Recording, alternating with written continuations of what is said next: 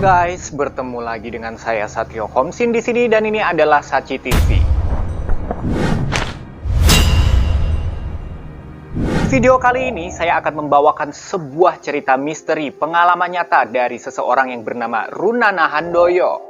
Jadi aku mendapatkannya di sebuah aplikasi gitu. Thank you banget Runana sudah mau berbagi cerita kamu dan kali ini aku mohon izin untuk membawakannya di konten hari ini. Semoga kamu gak marah dan semoga kamu senang aku bawakan di konten aku. Dan Runana ini sepertinya ya, dia gak menjelaskan dia tinggal di mana. By the way, sorry sebelumnya kalau mungkin ini audionya gak begitu bagus. Karena tiba-tiba tadi aku mengalami kerusakan clip-on.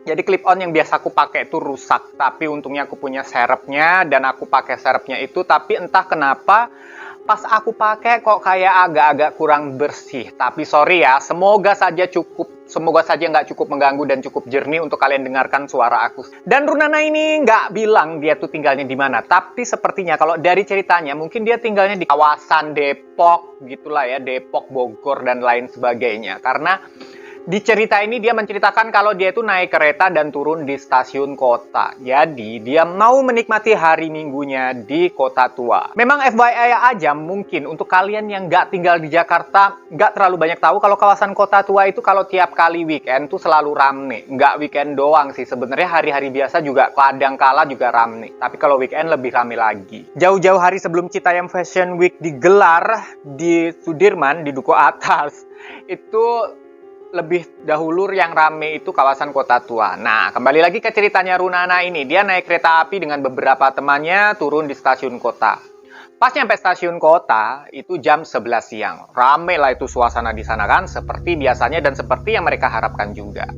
Nah, rupanya Runana ini memang sedikit sensi alias sensitif dengan makhluk-makhluk tak kasat mata, tak kasat mata.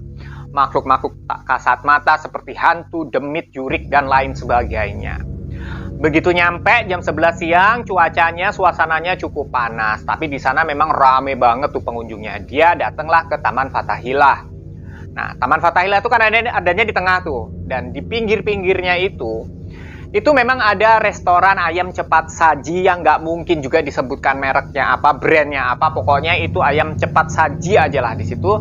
Di situ dia menempati ruko 2 lantai si ayam cepat saji ini. Di lantai bawah dipakai untuk restorannya, untuk jualan si ayam. Di lantai atasnya dikosongkan. Nah, di lantai 2-nya ini ada sebuah jendela yang nggak ada kacanya. Mana itu dibuka pula dan nggak ada daun jendelanya. Nggak ada yang tahu sampai hari ini kenapa jendela itu terus dibuka seperti itu, buat apa, dan kenapa nggak dibenerin cuman asal bisa ditutup aja juga nggak ngerti. Tapi tiba-tiba si Runana ini melihat sesosok wanita yang berdiri di jendela tersebut. Ingat ya guys, ini siang hari, bukan malam. Wanita itu melihat dengan tatapan kosong ke arah keramaian di Taman Fathahilah. Dan entah kenapa saat Runana, manggilnya Nana kali ya, saat Nana ini memperhatikan sosok tersebut seperti ada energi yang mempengaruhi sosok tersebut sehingga dia seolah-olah tahu bahwa Nana ini sedang memperhatikan dia. Tak lama kemudian sosok tersebut menoleh ke arah Nana. Dan di situ Nana langsung buang muka karena takut ya. Pertama noleh, kedua senyum, ketiga nyampe terbang ke Nana kan gak lucu. Akhirnya Nana buang muka. Mereka buru-buru lah masuk ke museum. Masuklah ke museum. Mungkin kalian juga udah banyak tahu lah ya museum apa di sini yang dimaksudkan. Nah, entah kenapa sih hari itu teman-temannya Nana dan Nana sendiri tuh pengen banget ke museum itu. Kalau biasanya itu mereka itu sukanya cuma nongkrong-nongkrong di tamannya aja. Masuklah ke museum dan seperti ada yang menuntun Nana langsung pengen melihat penjara bawah tanah. Jadi nah, di museum itu memang ada penjara bawah tanah. Nih gue udah pernah masuk ke sana ya. Penjaranya itu ada di bawah, ya iyalah namanya juga penjara bawah tanah ya, ada di bawah dan di sana itu ada kayak bola-bola besi, rantai-rantai juga yang kalau dulu tuh kalau kita di borgol tuh, kita ya zaman dulu lah ya, tahanan di borgol tuh, itu tuh dirantai, terus bola-bola besinya itu supaya kita tahanan nggak kabur, gitulah ya, dikasih pemberat si besi ini. Nah itu besi-besinya masih ada sampai sekarang. Ketika dia menyelusuri dan masuk ke pintu penjara bawah tanah itu, dia melihat ada sosok sebelah kiri, ada laki-laki yang duduk. Dia pikir tadinya itu adalah pengunjung. Tapi kenapa aneh ya? Anehnya di mana? Anehnya dia itu nggak pakai baju. cuman pakai celana petani, umurnya diperkirakan 20 tahunan kata si Nana, dan dia itu kurus badannya gitu loh.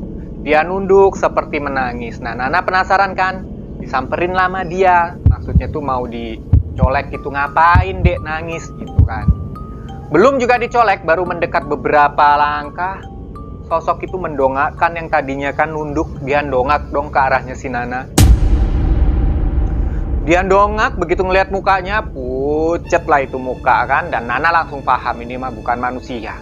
Begitu dia paham, ya sadar ya si sosok ini bukan manusia, dia langsung balik badan dan berniat untuk keluar dari pintu penjara tersebut. Baru juga beberapa langkah keluar dari pintu penjara, tiba-tiba sosok tersebut mengeluarkan suara, jadi kayak manggil Nana gitu. Apa salahku? Kenapa aku dibawa ke sini? Kan suara dia kayak gitu.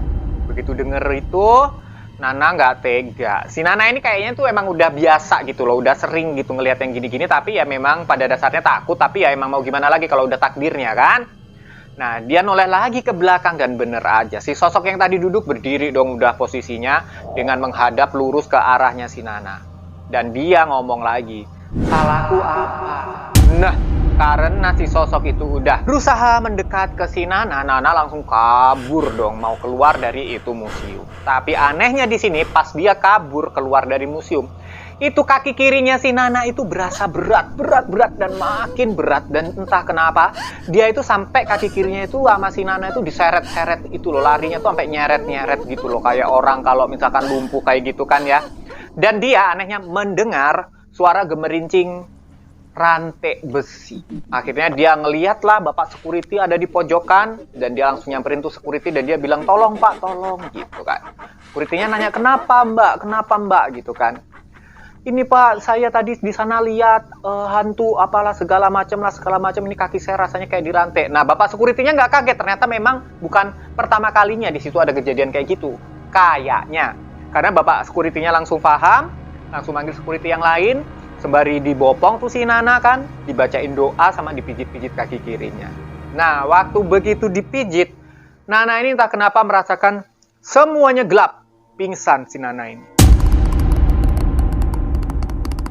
Di dalam pingsannya, Nana melihat seolah-olah sekelilingnya tidak lagi sama seperti zaman sekarang. Dia terlempar ke masa lalu, terseret di mana orang-orang sedang dalam situasi yang sangat mencekam. Sepertinya itu adalah di era penjajahan kolonial Belanda. Nana melihat ada segerombolan petani yang didatangi oleh tentara-tentara yang berkulit pucat, bermata biru, dan berambut blond. Paham lah ya kalian siapa mereka. Tentara-tentara itu memaksa dan menyeret-nyeret beberapa orang petani yang salah satunya adalah sosok yang Nana lihat di penjara bawah tanah. Kemudian dalam pandangan Nana di dalam pingsannya, sosok tersebut dimasukkan ke dalam sebuah truk. Dan kemudian dibawa ke sebuah tempat yang tak lain dan tak bukan adalah penjara bawah tanah. Dimasukinlah pula tadi itu petani-petani, diamprokin di situ. Dan di sana nampak beberapa hari, berhari-hari, berminggu-minggu nggak dikasih makan. Meninggallah itu si petani-petani di sana, sengaja kayaknya, termasuk sosok petani yang ini. Setelah itu bahu Nana seperti seolah ada yang menepuk, dan benar saja. Security menepuk bahu sebelah kanan Nana. Nana mulai tersadar, dan Nana pun sadar semuanya apa yang telah dialaminya hari ini.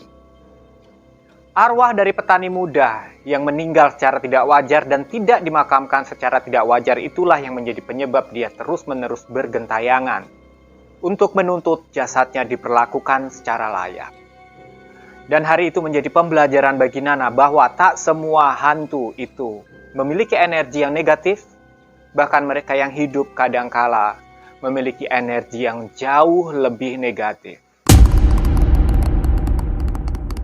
Thank you banget udah mau menyimak cerita ini. Sampai ketemu di konten berikutnya. Semoga kalian suka. Jangan lupa subscribe, share, dan juga like-nya. Saya Satrio Komsin undur diri. Mohon maaf jika ada salah kata atau ada yang kurang dan lebihnya. Saya juga mohon maaf. Sampai ketemu di video berikutnya. Assalamualaikum warahmatullahi wabarakatuh. Salam semakin viral.